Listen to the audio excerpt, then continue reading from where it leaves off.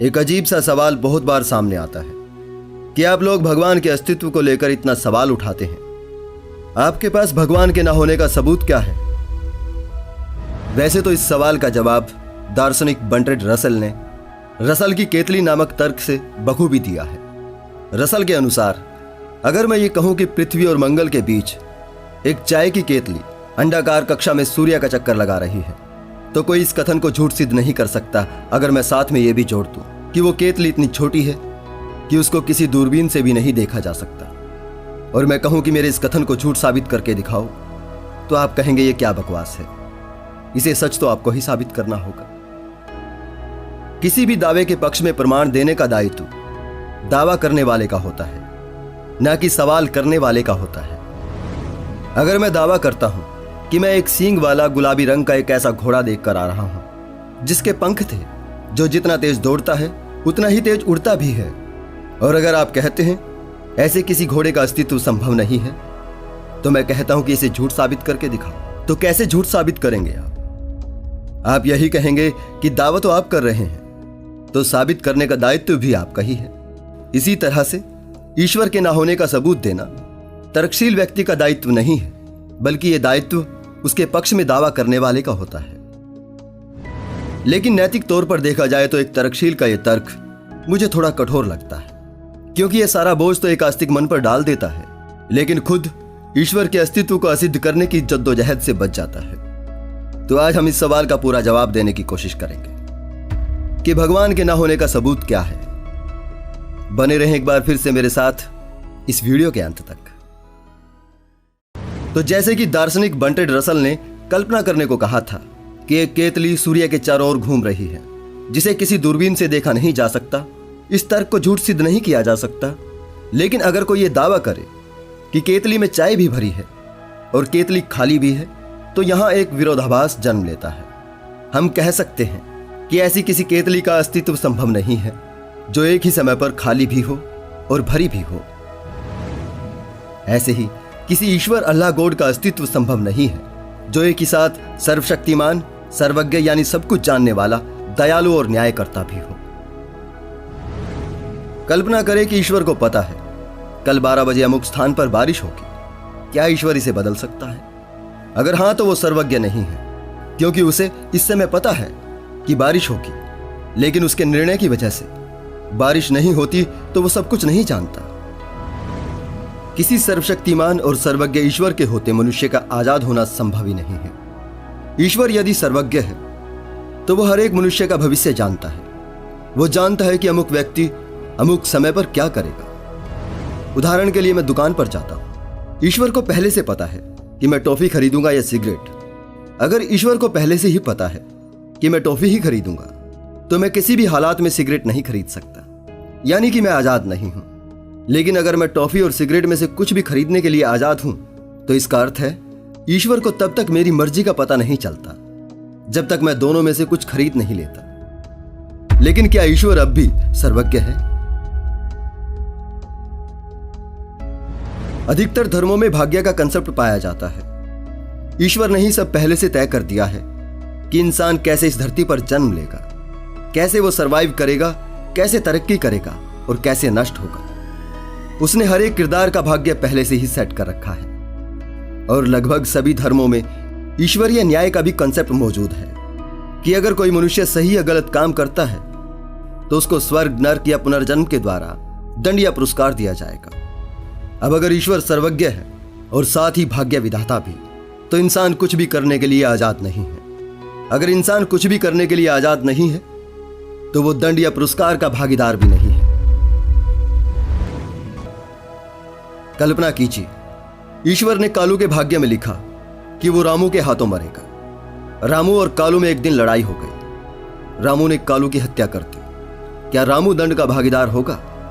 क्या रामू के पास कालू को मारने के अलावा कोई दूसरा विकल्प था? उसने तो बस ईश्वर की मर्जी का पालन किया है। जरा सोचकर देखिए, ये कितनी गलत बात है कि ईश्वर पहले तो इंसान के भाग्य में गलत काम लिख दे और बाद में उन्हीं कामों के लिए उसको दंड दे। क्या ऐसे किसी ईश्वर को न्यायप्रिय कहा जा सकता है? यदि ईश्वर को मेरे जन्म से पहले ही पता था मैं बड़ा होकर एक तर्कशील बनूंगा और उसके अस्तित्व पर सवाल करूंगा, तो क्या ईश्वर ने मुझे नरक में झोंकने के लिए जन्म दिया है? हम ईश्वर के न्याय की बात करते हैं, लेकिन खुद उसमें विश्वास नहीं कर सकते। अगर हम ईश्वर के न्याय में यकीन करते हैं तो इस संसार से न्याय की भावना ही खत्म हो जाती है। कल्पना कीजिए, अगर ईश्वर पर यकीन कर उसके न्याय के साथ ही इस दुनिया का हर आदमी खड़ा हो जाए तो क्या होगा? तब कोई भी आदमी अपने गलत कामों को ईश्वर पर डाल सकता है। ईश्वर या न्याय से चलने वाली व्यवस्था में किसी अबला के साथ घिनौने अपराध का अपराधी कह सकता है कि यह तो मेरी और पीड़िता की किस्मत में ईश्वर ने लिखा था। ऐसी सूरत में किसी भी तरह से न्याय नहीं हो सकता। इस दुनिया में कोई भी न्याय प्रिय ईश्वर नहीं है। इसका सबसे बड़ा सबूत यही है कि सभ्यताओं की शुरुआत से ही इंसान न्याय की व्यवस्था बनाता रहा है। उसे ना तो कभी ईश्वर के न्याय पर यकीन था, ना ही आज है। इसलिए आदि सभ्यताओं से लेकर आधुनिक सभ्यताओं तक इंसानी न्याय की व्यवस्था रही है।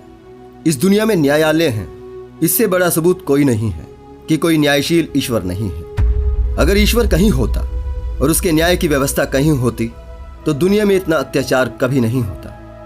दुनिया में कोई बुराई नहीं होती।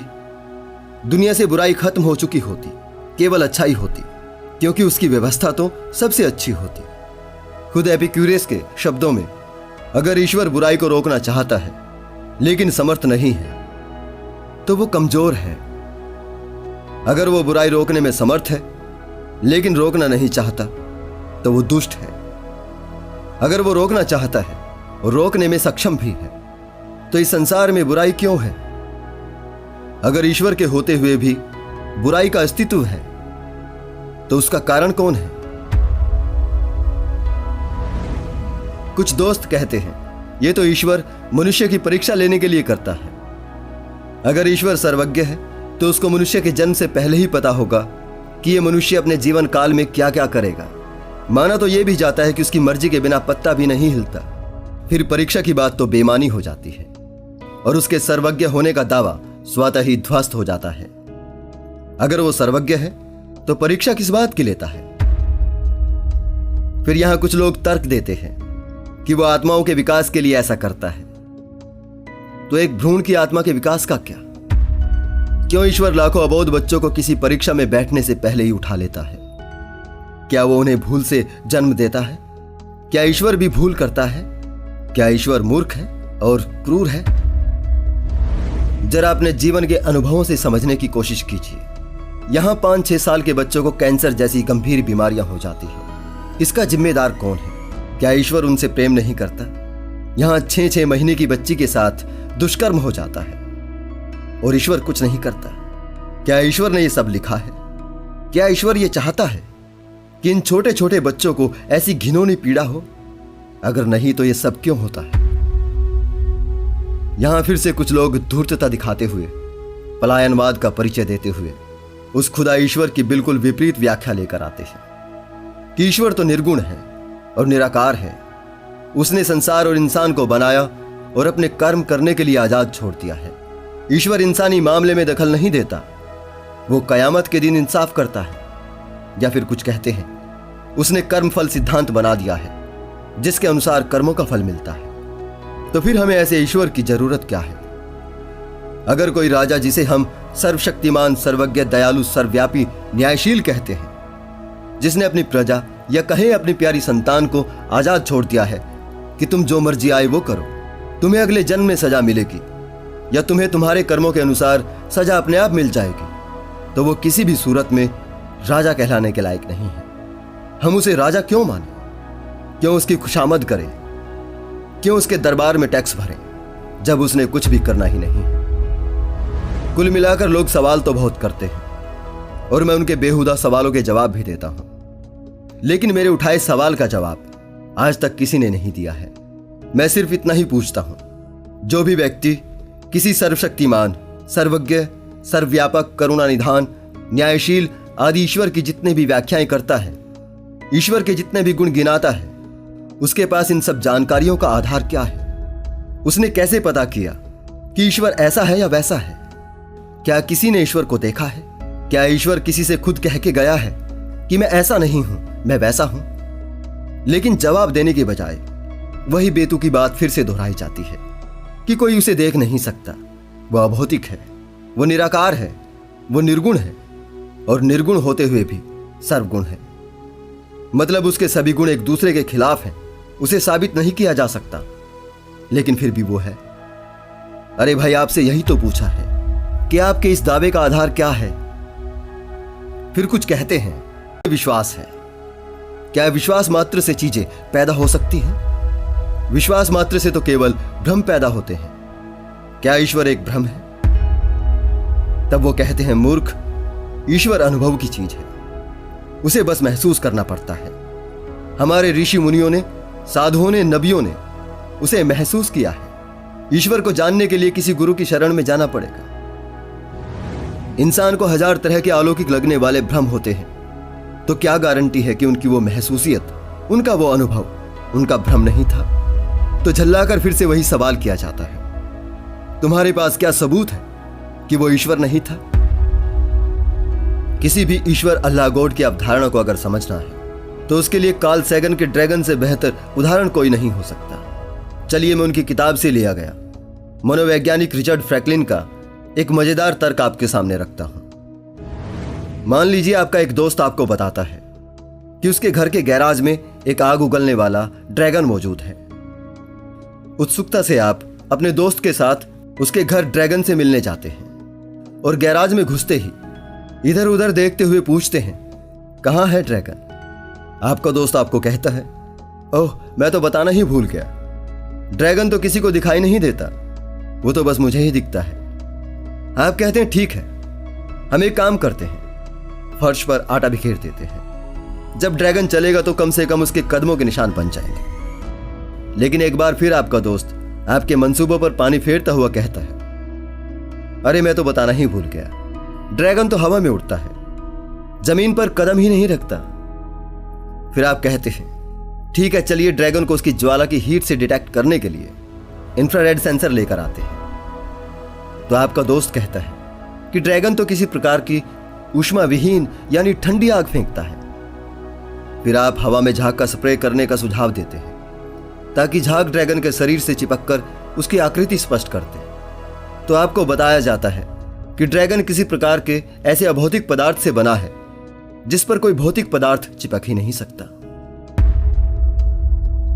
अब आपके पास क्या जरिया बचता है साबित करने का कि गैराज में एक उड़ने वाला ड्रैगन नहीं है, जबकि उसे साबित करने का आपके दोस्त के पास भी कोई प्रमाण नहीं है।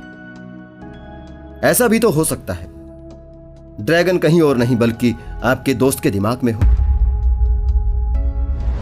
सभी धर्मों से जुड़े लोग एक ऐसे ही अभौतिक ड्रैगन के बारे में बात करते हैं। उसके बारे में घर, स्कूल, मंदिर, मस्जिद, चर्च सब जगह गाते फिरते हैं और हमसे कहते हैं कि उसे झूठ साबित करके दिखाओ। जो है ही नहीं मेरे दोस्तों, उसे झूठ साबित नहीं किया जा सकता। कुछ लोग इस संसार की दुहाई देकर कहते हैं कि बताओ फिर यह संसार कैसे चल रहा है। लेकिन जिस तरह से यह संसार चल रहा है यही सबसे बड़ा सबूत है। इसमें किसी भगवान, ईश्वर, अल्लाह गॉड का हाथ नहीं है। अगर संसार की हर एक घटनाओं के लिए किसी ईश्वर, अल्लाह गॉड को जिम्मेदार माना जाता है तो फिर उसमें ईश्वर होने का एक भी गुण मौजूद नहीं है।